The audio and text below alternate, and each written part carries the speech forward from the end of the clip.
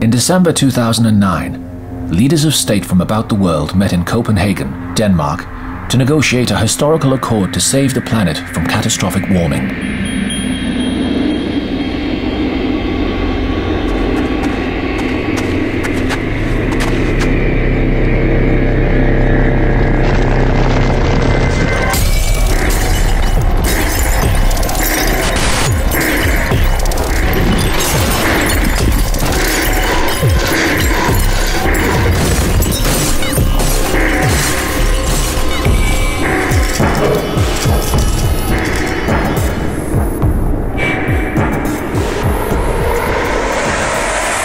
The outcome of the summit is a victory for major polluters and the status quo. What happened? How is it that, presented with clear evidence of a looming catastrophe, the international community settled for such a tepid response?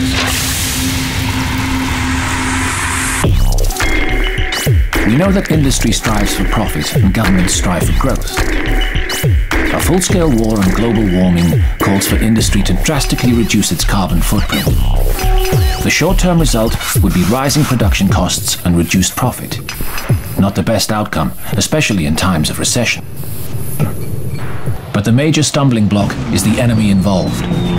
A war on global warming needs to be a war on consumerism, the status quo in our developed societies.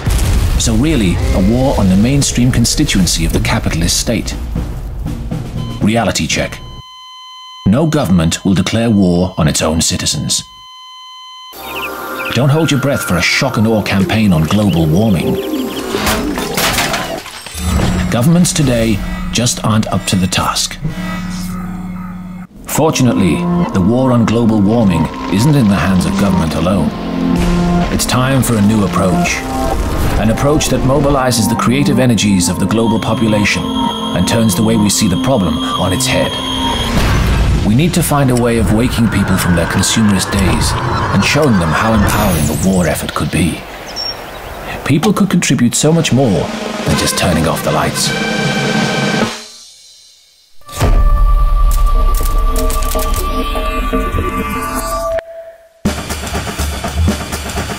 To appreciate the way ahead, we need to look back to the 1960s. When we think of the 60s, we think of the birth of a new individualism.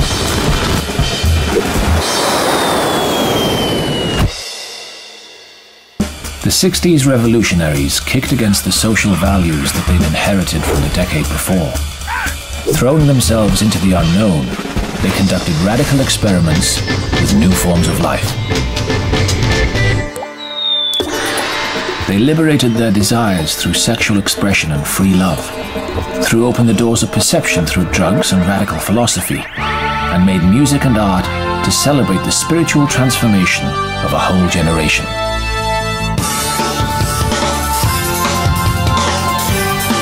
The 60s countercultural revolutionaries shrugged off the straitjacket of mass-market culture and embraced a new era of individual expression.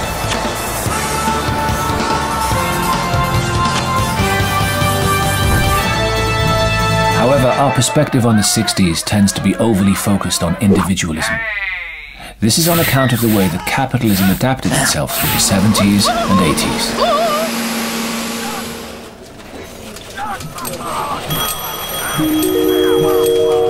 The 60s caught capitalism completely off guard.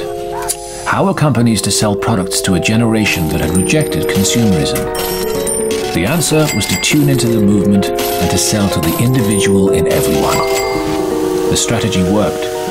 The marketing machine captured the spirit of 60s individualism and made it its own.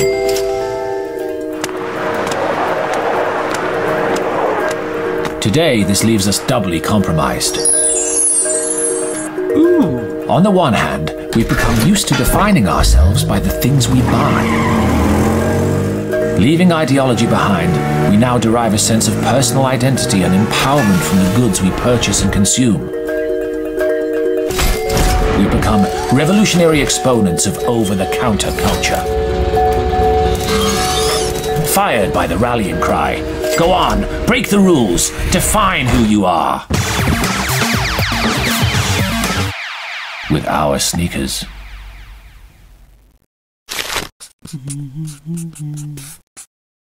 On the other hand, we've inherited an incomplete picture of history. Blinded by individualistic short-sightedness, we fail to see what the 60s revolution was really all about.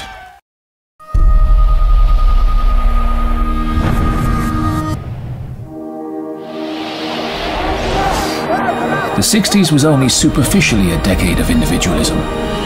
If the countercultural revolution transformed society, it was because individuals, knowingly or unknowingly, acted en masse, as a swarm. The countercultural revolution was a rhizomatic meshwork of loosely coordinated, loosely affiliated struggles. Their goals weren't always complementary, but the struggles were aligned, and together they staged a mass offensive to shatter the status quo. The real lesson of the 60s is that a swarm offensive can transform cultures and change history in extraordinary ways. It's easy to see how we might bring this insight up to date. Thanks to the internet, the world is networked like never before. We can use the internet to kickstart our own revolution, harnessing the energy of the human swarm and focusing it on the problem of our time. Let's take our lead from Web 2.0 and the strategies of open source culture. It's time to recover the true spirit of the 60s counterculture with an internet-based swarm offensive aimed at triggering a 21st century culture shift.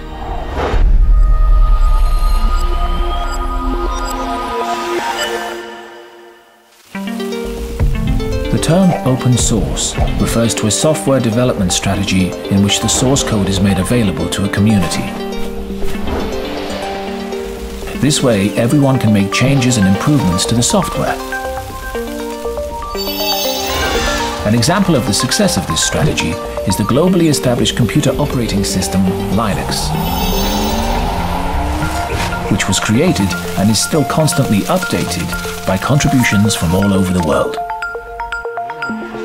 Wikipedia is another famous example of open source culture. It has over 75,000 contributors working on more than 10 million articles in over 250 languages.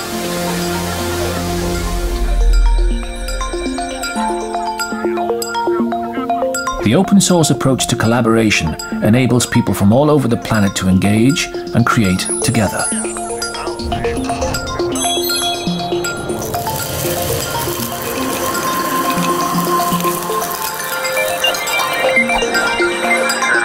Imagine what we could achieve with an open source approach to the war on global warming.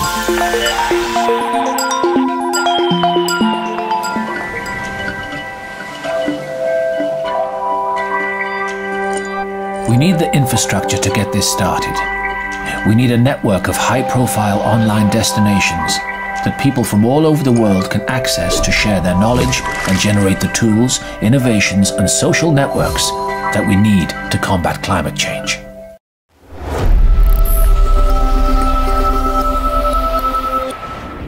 Imagine a Web 2.0 network comprised of 3 sites working as a linked system.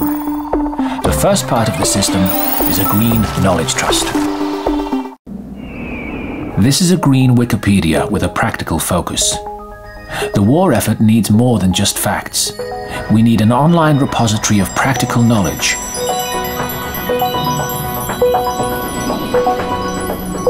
A how-to guide for ordinary people tasked with setting up functional, low-carbon societies. The Green Knowledge Trust is a place where people share high-quality knowledge on low-carbon living. It would be information central for the war on global warming. The second part of the system is an open innovation center. Imagine an online research site devoted to environmental problems that is open to input from anyone. Organizations post problems on the site and ask for solutions. Anyone is free to submit ideas and form groups. Together, they could work up genuine concepts.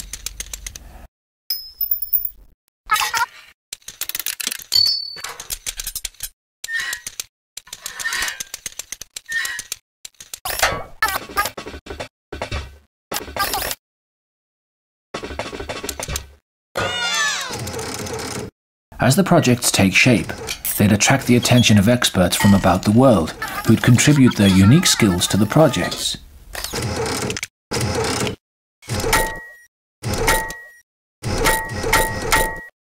A swarm can be smarter than any one of us working alone.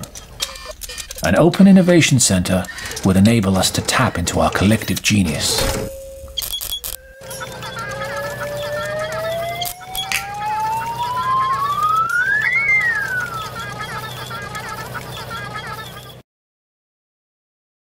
To coordinate these sites, we need a catalyst system.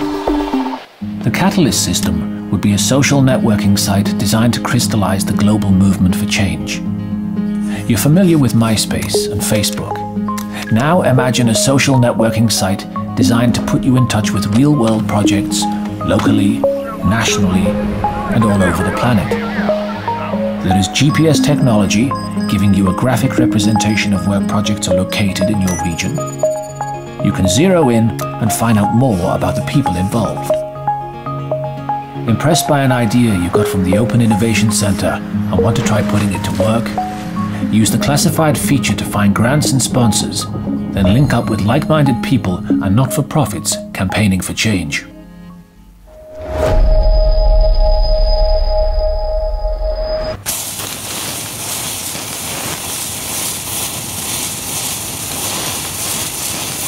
The 60s countercultural revolution showed us how swarm activity can transform the fabric of society. By inspiring and enabling new forms of creative collaboration between activists, experts, and ordinary citizens, a network like the one we described could spark a swarm offensive for the internet age. This could transform the nature of the war on global warming and trigger a new era of global collaborative culture.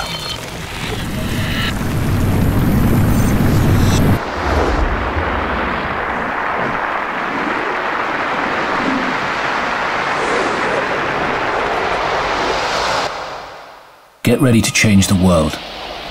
There are millions of others waiting to play their part. All that they need is the infrastructure to make it happen. We have the tools that we need to construct this infrastructure. We have the talent and intelligence to make it a system people will want to use. Lord knows we have the motivation to get busy. So get started before it's too late. Log on, converge, and swarm.